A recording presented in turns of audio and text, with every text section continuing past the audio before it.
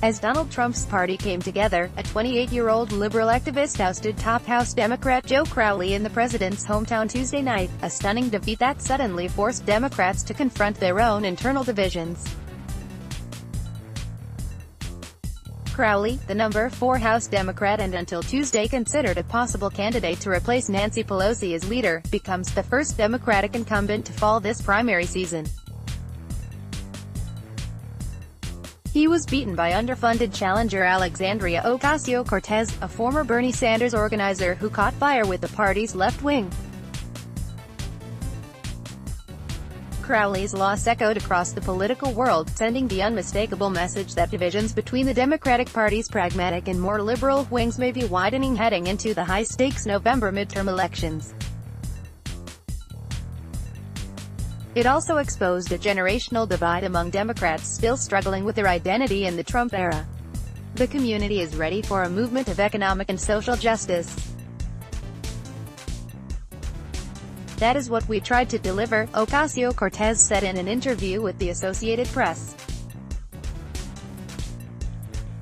Born in the Bronx to a mother from Puerto Rico and a father who died in 2008, she said she knew she could connect with the district, which includes Queens and part of the Bronx. I live in this community. I organized in this community. I felt the absence of the incumbent. I knew he didn't have a strong presence. Trump, on social media at least, seemed equally excited about Crowley's defeat.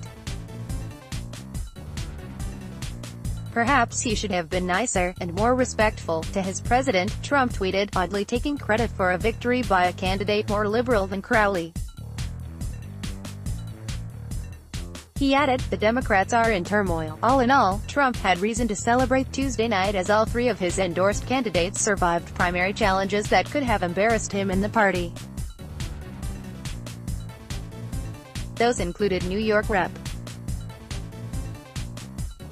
Dan Donovan, who defeated convicted felon Michael Grimm in New York City's only Republican stronghold, and former Republican presidential nominee Mitt Romney, who once branded Trump a fraud but has warmed to the president in the past 2 years.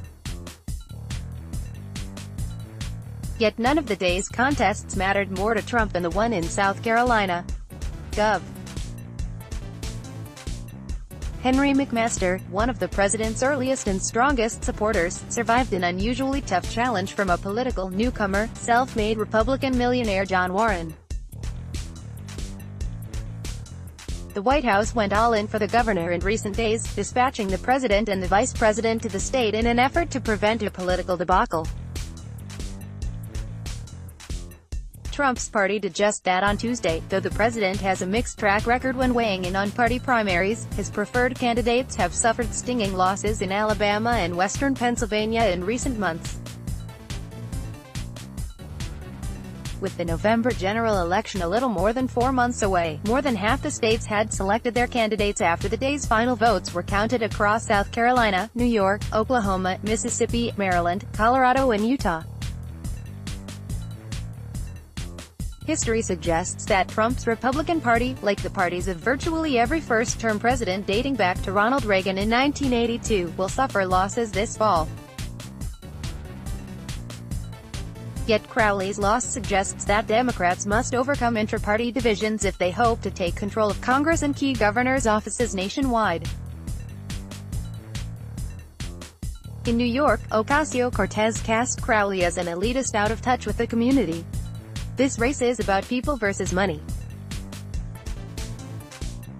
We've got people, they've got money, Ocasio-Cortez said in biographical web ad that followed her through mundane New York life, dressing for work, walking, changing into high heels on the subway platform. Women like me aren't supposed to run for office. Trump got more good news elsewhere in New York City as Grimm failed in his political comeback attempt at the hands of the Trump-backed incumbent Donovan. Grimm had held the Staten Island seat until 2015, when he pleaded guilty to knowingly hiring immigrants who were in the country illegally to work at his Manhattan restaurant and cooking the books to hide income and evade taxes. More than 2,000 miles, 3,200 kilometers, away in deep red Utah, former Massachusetts Governor Romney defeated little-known state rep. Mike Kennedy, who questioned Romney's conservative credentials and ability to work well with the president. Romney, too, was endorsed by Trump despite his aggressive criticism of the president before his election. In a weekend op-ed published in the Salt Lake Tribune, Romney wrote that the Trump administration's policies have exceeded his expectations, but he pledged to continue to speak out when the president says or does something which is divisive, racist, sexist, anti-immigrant, dishonest or destructive to democratic institutions. Trump cheered Romney's win on social media. "I look forward to working together. There is so much good to do.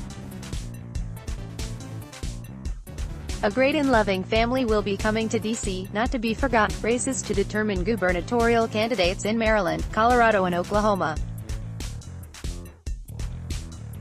In Maryland, former NAACP President Ben Jella seized the Democratic governor's nomination. He would become the state's first African-American governor if he beats Republican incumbent Governor Larry Hogan this fall. In Colorado, five-term Democratic Congressman Jared Polis won the Democratic nomination in the race to replace outgoing Democratic Gov. John Hickenlooper. And in Oklahoma, former State Attorney General Drew Edmondson beat former State Sen. Connie Johnson to win the Democratic nomination in the race to be the state's next governor.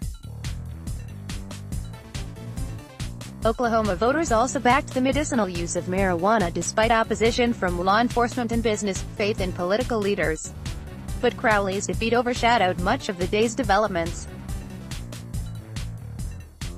He becomes the first congressional leader to fall in a party primary since former Republican House Majority Leader Eric Cantor was stunned by unknown conservative Dave Brad in 2014's midterm election. That loss, and perhaps this one, cemented the GOP's sharp shift away from the political center and foreshadowed the anti-establishment fervor that fueled Trump's election in 2016. And while Trump cheered Crowley's downfall, so did liberal leaders who backed Ocasio-Cortez. These results are also a shot across the bow. The Democratic establishment in Washington, a young, diverse, and boldly progressive resistance movement, isn't waiting to be anointed by the powers that be, said Matt Blizek. "I've moved on." Politics as Donald Trump's party came together. A 28-year-old liberal activist ousted top House Democrat Joe Crowley in the president's hometown Tuesday night, a stunning defeat that suddenly forced Democrats to confront their own internal divisions. Joe Crowley defeats Democrat Alexandria Ocasio-Cortez 10-22 Wednesday, the 27th of June 2018, 7:35 a.m. 201-835-27 Wednesday, the 27th of June 2018, 7:35 a.m. Newsmax Inc. Newsmax Inc. Newsmax Inc.